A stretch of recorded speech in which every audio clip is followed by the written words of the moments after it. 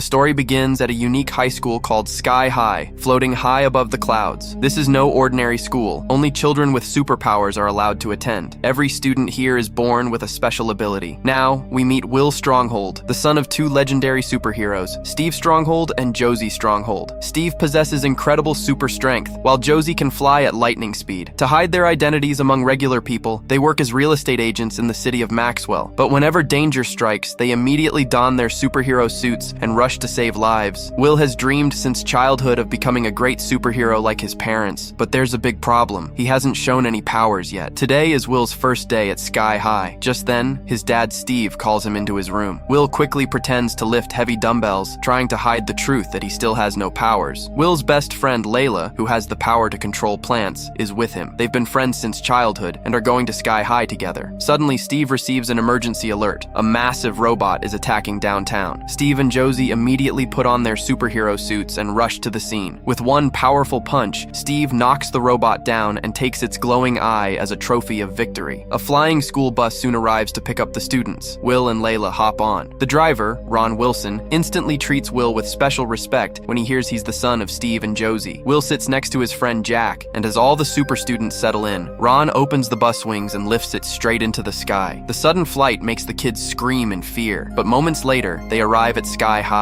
a stunning school floating in the clouds. Ron explains that Sky High constantly changes its location in the sky, so no supervillain can ever find it. Only a select few know where it is. He even gives Will his business card in case of emergencies. Inside the school, Will and the new students watch the seniors display their powers. Some stretch their bodies like rubber, while others run at lightning speed. The new students are amazed, but then two bullies appear. Lash, who can stretch his body like rubber, and Speed, who runs incredibly fast. They start demanding school fees from the new kids. Suddenly, Gwen arrives and stops them. Sweetly, she begins explaining the school rules to the newcomers, but Will isn't paying attention to her words. He's completely distracted by her beauty. Soon, Principal Powers arrives to welcome all the new students and announces that the power placement test will begin shortly. This test will decide which students go to hero class and which ones are placed in sidekick class. Suddenly, the door bursts open, and in walks Coach Boomer, who will be conducting the test. The rules are clear. Every student will step onto the stage and showcase their superpower. Then Coach Boomer will decide if they're fit to be a hero or just a sidekick. First up is Jack. He tries to show his power, but nothing happens at first. Then he explains that his ability is to glow in the dark. But Coach Boomer finds this power useless and immediately assigns him to sidekick class. Jack protests, but Coach Boomer blasts him across the room with a sonic boom. Next, Ethan transforms his body into a water-like liquid, yet he is still sent to sidekick class. Magenta, a shapeshifter, can only turn into a guinea pig, so she too is placed in sidekick class. One by one, several students take the stage, and Coach Boomer assigns them as heroes or sidekicks based on their abilities. Now it's Layla's turn. Coach Boomer asks her to show her power, but she refuses. She says that no one should be labeled hero or sidekick just by their power. Coach Boomer doesn't like her attitude and sends her straight to the sidekick group. During lunch, Will sits with the other sidekicks quietly eating. He notices a boy sitting behind him glaring angrily. Jack explains, "That's Warren Peace. His mom is a superhero, and his dad was a supervillain. Your dad sent his father to prison for life. That's why he hates you." Will ignores him and continues eating silently. After lunch, Coach Boomer calls Will onto the stage and says, "Come on, show us your superpower." Will panics. After a moment of silence, he confesses, "Actually, I don't have any powers." Coach Boomer thinks he's joking, so they drop a car on him to force him to reveal his strength. Still, nothing happens. Screaming in pain, Will insists, "I'm telling the truth. I have no powers." Coach Boomer guesses maybe he can fly like his mom, so they throw him across the hall. But Will doesn't fly. He crashes straight onto a pile of mats. Even Coach Boomer is shocked. Seeing no powers at all, they assign him to sidekick class and send him to the nurse's office for a checkup. The school doctor scans Will's entire body with her X-ray vision. Everything appears completely normal. Nervously, Will asks, "When will my superpower show up?" The doctor explains, "Some kids get powers after being bitten by radioactive insects or falling into toxic waste, or they don't survive at all, but powers inherited from parents have no set time to appear." She continues, "Most children have only one superhero parent. In very rare cases, when both parents are superheroes, sometimes the child ends up with no powers at all." Hearing this, Will panics. He asks, "Is there anyone else like me, whose parents were both superheroes but they got no powers?" The doctor nods. "Yes, one. The school bus driver, Ron Wilson. His parents were also superheroes, but he never got a single superpower." Hearing this, Will feels his heart sink. For the first time, he starts to believe that maybe he'll never get a superpower. That evening, Will tries to tell his dad dad, Steve, the truth. But Steve is already thrilled that his son is now attending Sky High. Proudly, he says, "When I went to Sky High, your grandfather gave me our secret sanctuary, and now I'm giving it to you.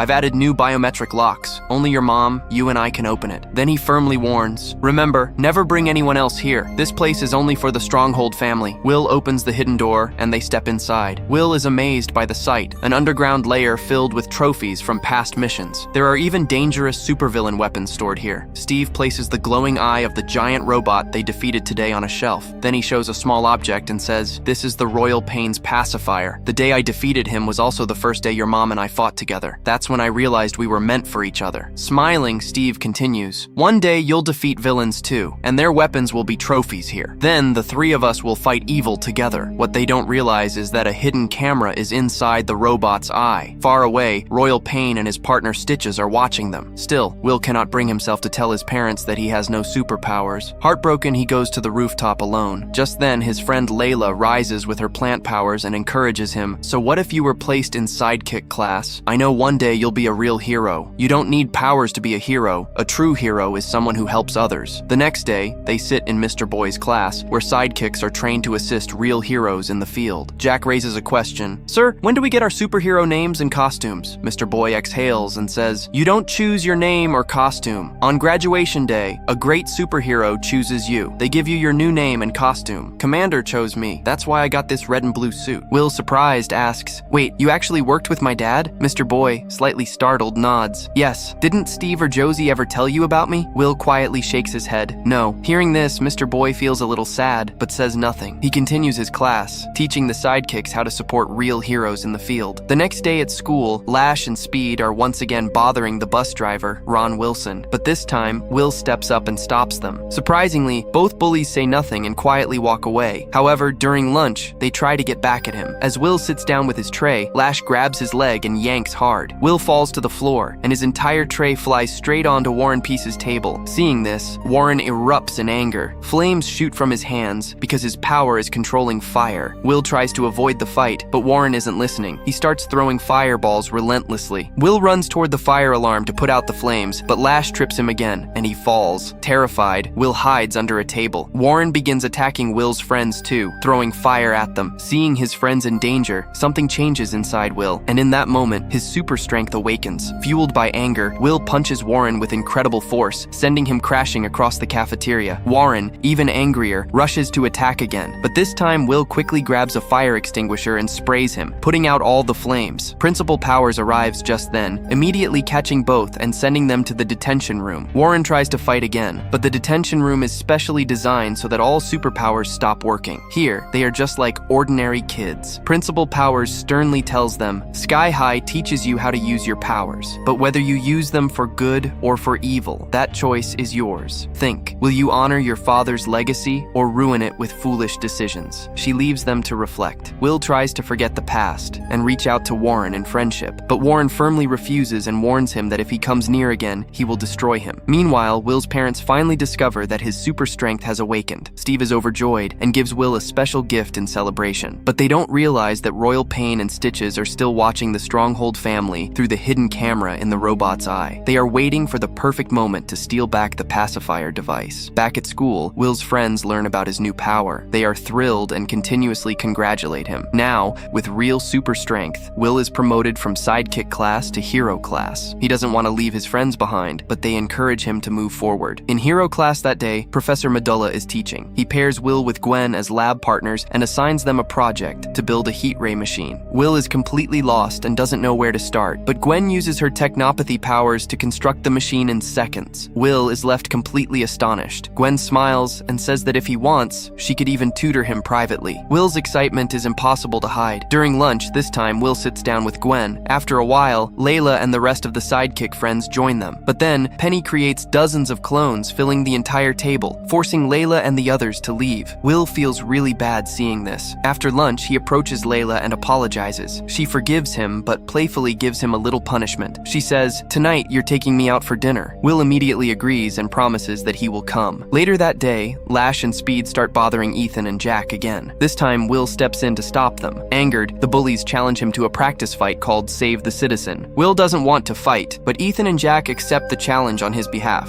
Soon, the match begins. In this practice, Lash and Speed act as villains, and Will must fight as a hero. But there's a twist. He has to team up with the boy who hates him the most, Warren Peace. Both step onto the field, ready for battle. Coach Boomer explains the rules. Will and Warren are the heroes. You have 3 minutes to save the citizen. Fail, and the match is over. A dummy citizen is suspended on a rotating platform. As Will rushes to save them, Speed zips in at lightning speed to stop him. Furious, Will punches the ground hard, creating a shockwave that sends Lash and Speed flying. He immediately grabs Lash, spinning and tying his stretchable body so he can't move. Meanwhile, Speed runs so fast around Warren that his oxygen runs low. Struggling to breathe, Warren can't use his fire powers. Only 20 seconds remain. Will looks at the citizen hanging in front of him, and at Warren struggling to breathe. He makes a decision. Will abandons saving the citizen for the moment. He grabs Speed first and hurls him hard toward Lash. Both villains crash to the ground. Then, Will lifts Warren and throws him straight toward the spinning platform. Warren instantly uses his firepower to blast the trap, and, in the final second, saves the citizen. The entire arena erupts in applause. Together, Will and Warren win the challenge. Afterward, Will tries again to befriend Warren, but Warren shows no interest. Later that day, Gwen comes to Will's house to work on their science project. His parents, Steve and Josie, immediately take a liking to her. Gwen smiles and says, "I'm the head of this year's homecoming event. It would make me so happy if you both were our chief guests." Steve and Josie happily agree. Meanwhile, Will's full attention is on Gwen, and because of that, he completely forgets one very important thing, the dinner he promised Layla. That night, at the restaurant, Layla sits alone, waiting for Will, but he never shows up. After a long while, Warren Peace arrives. He works at the same restaurant and sits beside her. Layla tells him that she and Will have been best friends since childhood. Warren smirks slightly and says, "So, you've liked Will all this time?" Layla immediately denies it. "No, it's nothing like that. We're just friends." Warren smiles and says, "No need to lie. Everyone at school can see it. Anyone can tell you love him. I don't know why you haven't told him, but trust me, when you do, it will feel good." His words touch Layla's heart. She thinks that maybe if she goes to homecoming with Will, he will finally understand her feelings. Meanwhile, at Will's house, Steve shows Gwen his old school yearbook. He points to a girl named Sue Tenney, who looks exactly like Gwen. Steve explains, "This girl disappeared from school suddenly. Some say she became a supervillain. Others say she died." Gwen goes silent, startled. Later, Will walks Gwen home. Before leaving, she asks, will you go to homecoming with me?" Will has liked Gwen for a long time, so he immediately says yes. Gwen kisses him, and Will walks home, ecstatic. Meanwhile, Royal Pain has repaired the pacifier device and is planning to attack Sky High on homecoming night. The next day, Layla musters courage and asks Will